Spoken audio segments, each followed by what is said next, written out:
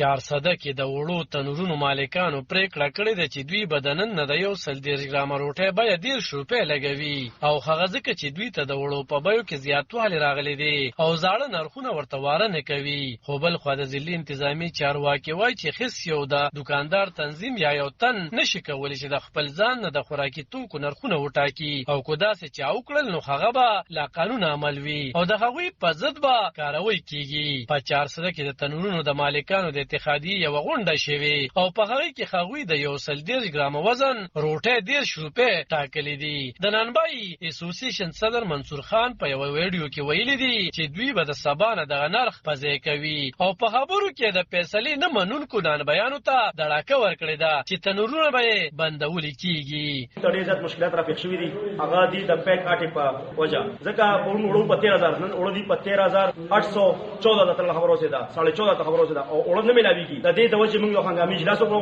اې کې موږ دا فیصله وکړه چې سبا ستار نه ان شاء الله زموږ روټي وي 25 روپے 130 ګرام روټي 25 روپے او پراټا 40 روپے پراټا به او ټول ولا روټي ورکوي ان شاء الله 28 روپے روټي کو کم سړي 28 نه یو روپے کم او روټي اب باقاعده جرمانه وي د تنظیم بلخه. بل خو د ضلعي انتظامی ترجمان حمید الله وایي چې دغه پریکړه لا قانون ده او په ضد به اکشن غستل کیږي ځکه چې د نرخونو ټاکل د ضلعي انتظامی اختیار دی.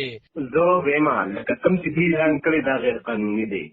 قانوني دی لکه مطلب دی او ګوم ریخ به ګورنمنت ورکړي دغه بنور کې د سټ ایڈمنسټریشن ورکړي د ځان نه خو نشي دغه کولی په دې باندې به مطلب کاروي کی قانوني اوس او زور چې کوم ریټ دی هغه ابل روز ورته دی سیبلن بیان او ای ډی سی سیبناسو د زیارت پر ورځ دا په داسې حال کې چې د پنجاب صوبې نه پښتونخوا ته په وړو را لېږولو بندیز لګول شوی دی او د 10 کیلو یوې تروړې نرخ 3000 روپو ته رسیدلی دی. خو ولس وایي چې هر څه وي خو د ګرانۍ ټول زور عام ولس ته وي او باید چې ضلعي انتظامیه دغه نرخونه کنټرول وساتي. علب خان شیرپو دلبر نیوز 400